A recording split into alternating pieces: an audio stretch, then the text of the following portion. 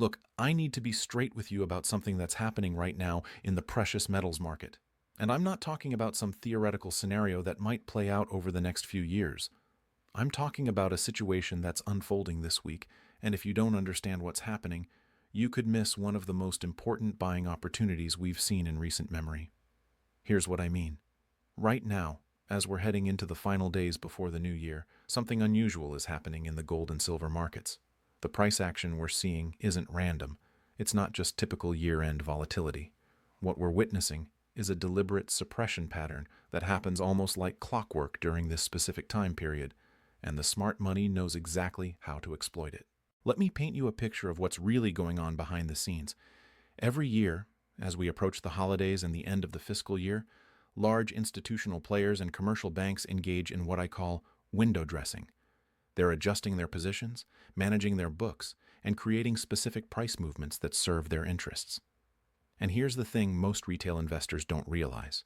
This creates a temporary disconnect between the actual physical demand for gold and silver and what you see on the price charts. Think about it this way. While everyone's distracted with holiday shopping and year-end planning, the big players are quietly positioning themselves. They're using the low liquidity period, when many traders are away from their desks, to push prices down and accumulate physical metal at artificially suppressed levels. It's like they're shopping at a Black Friday sale, except the sale is in the gold and silver market, and most people don't even know it's happening. Now, I want you to understand something crucial about market structure. When you look at the gold price on your screen, you're not looking at the price of physical gold. You're looking at the price of paper gold contracts traded on the COMEX. And here's where it gets interesting. The ratio of paper gold to physical gold is estimated to be somewhere between 100 to 1 and 250 to 1, depending on who you ask. That means for every ounce of actual physical gold that exists in COMEX vaults, there are potentially 100 to 250 paper claims on that same ounce. This creates a fascinating dynamic. The paper market can be manipulated through large sell orders and algorithmic trading, pushing prices down temporarily. But the physical market? That's a completely different story. Right now, physical demand is absolutely screaming. Dealers are reporting premiums on physical gold and silver that are significantly above spot prices. Delivery times are extending, and in some cases, certain products are simply unavailable at any price. Let me give you some specific examples of what's happening in the physical market right now. Central banks, which are the ultimate smart money when it comes to gold, have been buying at a pace we haven't seen in over 50 years. They purchased over 1,000 tons of gold for the third consecutive year. Think about that. These are the institutions that print money, that understand monetary policy better than anyone, and they're converting their own currency into gold at record levels. But it's not just central banks. Look at what's happening in Asia. The Shanghai Gold Exchange, which is the world's largest physical gold exchange, consistently shows premiums over London and New York prices. Chinese buyers are paying more for physical gold than the paper price suggests it's worth. Why? Because they understand that physical gold in your possession is fundamentally different from a paper promise of gold delivery. India, the world's second largest gold consumer, just had one of its biggest festival seasons for gold buying. Despite prices being near all-time highs, Indian consumers and investors bought gold at levels that surprised even the most bullish analysts. These aren't speculators. These are people buying gold for weddings, for savings, for wealth preservation. They're buying because their cultural memory spans thousands of years, and they know what happens to paper currencies over time. Now, here's where the timing becomes critical. We're in this unique window right now where the paper price is being suppressed through year-end positioning, but physical demand is surging. This creates what I call a coiled spring scenario. The more the paper price gets pushed down while physical demand remains strong, the more violent the snapback rally will be when it comes. And make no mistake, it will come. It always does. We've seen this pattern play out repeatedly throughout history. In 1999, gold was trading around $250 an ounce. The mainstream financial media was declaring gold dead. Central banks were selling. And then, over the next 12 years, gold rallied to over $1,900. The people who bought during that period of maximum pessimism made life-changing returns. In 2015, gold bottomed around $1,050 after a brutal 4-year bear market. Everyone said the gold bull market was over, and then it rallied to over $2,000 by 2020. Again, the buyers at the bottom were rewarded handsomely. But here's what makes this current situation different and potentially more significant than those previous cycles. The fundamental drivers supporting gold and silver right now are stronger than they've ever been. Let me walk you through them. First, we have the debt situation.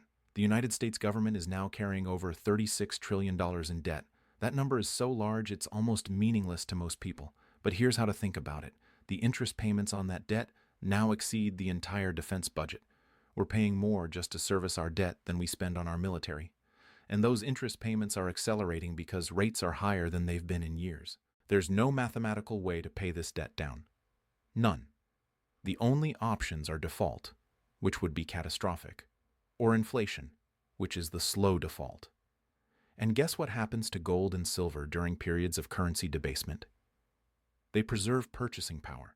They always have throughout thousands of years of monetary history. Second, we're watching the global monetary system undergo a fundamental transformation. The BRICS nations, Brazil, Russia, India, China, and South Africa, along with several new members, are actively working to create alternatives to the dollar-based system. They're settling trade in their own currencies. They're building new payment systems, and they're backing these efforts with gold. Russia and China have been accumulating gold reserves at an unprecedented pace. They're not doing this for fun. They're doing it because they understand that in a multipolar world, where the dollar's dominance is being challenged, gold becomes the ultimate neutral reserve asset. It's nobody's liability. It can't be sanctioned. It can't be frozen. It just is. Third, we have the supply situation, particularly in silver. Silver is unique because it's both a monetary metal and an industrial metal, and the industrial demand for silver is exploding. Solar panels use silver. Electric vehicles use significantly more silver than traditional cars. 5G infrastructure requires silver. The green energy transition that governments around the world are pushing, it's incredibly silver intensive. But here's the problem. We're not finding new silver deposits at anywhere near the rate we're consuming existing ones. Many of the world's largest silver mines are depleting. The ore grades are declining, meaning miners have to process more rock to get the same amount of silver. And because silver is primarily produced as a byproduct of other mining operations, you can't just turn on silver production when prices rise. This creates a supply-demand imbalance that's getting worse every year. The Silver Institute estimates we're running a structural deficit, meaning we're consuming more silver than we're producing. That deficit is being filled by above-ground inventories, but those inventories are finite. At some point, and it could be soon, we're going to hit a wall where physical silver simply isn't available at current prices. Now, I want to take a quick moment here because this is relevant to many of you watching.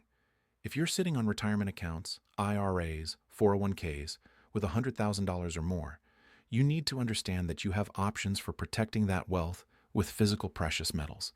I've put together a comprehensive guide on how gold IRAs work, how you can move funds from existing retirement accounts into physical gold without triggering taxes or penalties, and what you need to know about the process. You'll find that in the description below. It's completely free, and it covers everything from the basics to advanced strategies. If protecting your retirement savings is a priority, and it should be, that guide will give you the information you need to make an informed decision. All right, back to why this week matters so much. We're at a confluence of technical and fundamental factors that don't come around often. Technically, gold has been consolidating in a range, building energy for the next major move. The longer this consolidation lasts, the more powerful the breakout will be, and we're seeing classic accumulation patterns, where smart money is quietly buying while retail investors are distracted or discouraged by the sideways price action. Fundamentally, every single driver I just mentioned, the debt, the monetary system changes, the supply constraints, they're all accelerating. None of them are getting better. They're all getting worse. And that means the underlying bid for precious metals is only going to strengthen. But here's the critical point about timing. Markets don't move in straight lines. They move in waves. And right now, we're in the trough of a wave. That period right before the next surge higher. The people who buy in the troughs, when it feels uncomfortable, when the momentum isn't there, when the headlines aren't screaming about gold, those are the people who make the real money. Let me tell you a story that illustrates this perfectly. Back in early 2016, I knew an investor who had been watching gold for years. He understood all the fundamentals. He knew the debt was unsustainable. He knew central banks were printing money. He knew all of it. But he kept waiting for the perfect entry point. He wanted confirmation. He wanted to see the price start moving before he bought. Gold was trading around $1,100 at the time. He watched it rally to $1,200. He thought, it's too late, I missed it. Then it pulled back to $1,150. He thought, it's going back down, I'll wait. Then it rallied to $1,300. Definitely too late now. Then $1,400. Then $1,500. By the time he finally bought, gold was over $1,700, and he'd missed a 50% move because he was waiting for the perfect moment. The perfect moment doesn't exist. What exists are periods of opportunity where the risk-reward is heavily skewed in your favor. And we're in one of those periods right now. The downside is limited because physical demand provides a floor. The upside is substantial because all the fundamental drivers are pointing higher. And the timing is critical because this year-end window is temporary. Think about what happens in January. Traders come back to their desks. Liquidity returns to the market. New money flows in as people make investment decisions for the new year. Tax loss selling ends. And historically, January and February are strong months for precious metals. If you wait until then, you'll be buying after the move has already started, paying higher prices for the same ounces you could have bought this week. Now, I want to address something that I know some of you are thinking. But what if the price goes lower? What if I buy now and it drops? Here's the reality. Nobody can time the exact bottom. Nobody. Not me, not the smartest analysts on Wall Street, nobody. What you can do is identify periods where the risk-reward is favorable and act accordingly. And here's another way to think about it. If you're buying physical gold and silver as wealth protection, as insurance against monetary instability, does it really matter if you paid $2,050 or $2,000 for an ounce of gold when it's trading at $3,000 or $4,000 in the future? The difference is noise. What matters is that you have the physical metal in your possession before the next major crisis hits. Because here's what people forget. Precious metals aren't just about making money. They're about preserving wealth across time and through crises. Every major empire in history has debased its currency. Every single one. The Roman Empire, the Spanish Empire, the British Empire, they all inflated their money supply until their currencies became worthless. And in every case, gold and silver retained their value. We're watching the same pattern play out with the dollar right now. It's not a question of if, it's a question of when and how fast. The Federal Reserve has expanded the money supply by trillions of dollars over the past few years. That money doesn't just disappear. It flows through the economy, creating inflation, destroying purchasing power, and transferring wealth from savers to debtors. If you're holding cash, you're losing purchasing power every single day. If you're holding bonds, you're locked into returns that don't keep pace with real inflation. If you're holding stocks, you're exposed to market crashes and corrections that can wipe out years of gains in weeks. But if you're holding physical gold and silver, you're holding assets that have preserved wealth for thousands of years, through every crisis, every war, every monetary collapse. Let me give you another specific example of why physical possession matters. In 1933, President Franklin Roosevelt signed Executive Order 6102, which required all Americans to turn in their gold to the government at a fixed price. People who had gold certificates, paper claims on gold held in banks, had no choice. Their gold was confiscated. But people who had physical gold coins, particularly rare or collectible coins, were able to keep them. The difference between paper gold and physical gold was the difference between losing your wealth and preserving it. Now, I'm not saying that's going to happen again, but I am saying that in times of crisis, governments do desperate things. They freeze bank accounts, they impose capital controls, they confiscate assets, and when that happens, the only wealth you truly control is the wealth you physically possess. This is why the current setup is so compelling. You have the opportunity right now, this week, to acquire physical gold and silver at prices that are being artificially suppressed by paper market manipulation. You can take delivery of real metal, hold it in your possession, and wait for the inevitable repricing that occurs when the paper market loses credibility. And that repricing is coming. The signs are everywhere. The COMEX is struggling with delivery demands. The London Bullion Market Association is seeing unprecedented withdrawals. Retail dealers are reporting supply constraints. The physical market is tightening, and when a market tightens, prices rise. It's basic economics. But here's what makes this week specifically important. We're at the end of the year. The commercial traders who have been shorting gold and silver to suppress prices need to close out their positions. The funds that have been underweight precious metals need to rebalance. The window dressing needs to be completed. And once we turn the calendar to the new year, all of that pressure reverses. Suddenly, instead of selling pressure, you get buying pressure. Instead of suppression, you get momentum. Instead of a coiled spring, you get a release. And if you're not positioned before that happens, you're going to be chasing the move higher, paying more for the same ounces you could have bought at lower prices. I've been watching precious metals markets for years, and I can tell you that these year-end setups don't come around every year. Sometimes the market is overbought heading into year-end. Sometimes the fundamentals aren't aligned. Sometimes the technical picture is unclear. But right now, everything is lining up. The fundamentals are screaming buy. The technicals are showing accumulation. The sentiment is neutral to slightly bearish, which is exactly when you want to be buying. And the timing, with year-end positioning creating temporary weakness, is perfect. Think about the investors who bought gold in late 1999 when it was trading at $250. They were ridiculed. Gold was a barbarous relic. It was dead money. The tech stocks were where the smart money was going. And then the tech bubble burst, and gold began a 12-year bull market that took it to over $1,900. The people who bought at $250 made over 600% returns. But more importantly, they preserved their wealth through the dot-com crash and the 2008 financial crisis. Think about the investors who bought gold in late 2015 when it was trading around $1,050. They were told the gold bull market was over. Stocks were the only game in town. The dollar was strong. And then gold rallied to over $2,000, nearly doubling their money. But again, more importantly, they had wealth protection in place before the COVID crisis hit, and the Fed started printing trillions of dollars. Now, we're in a similar setup. Prices have been consolidating. Sentiment is neutral. The mainstream financial media isn't talking about gold.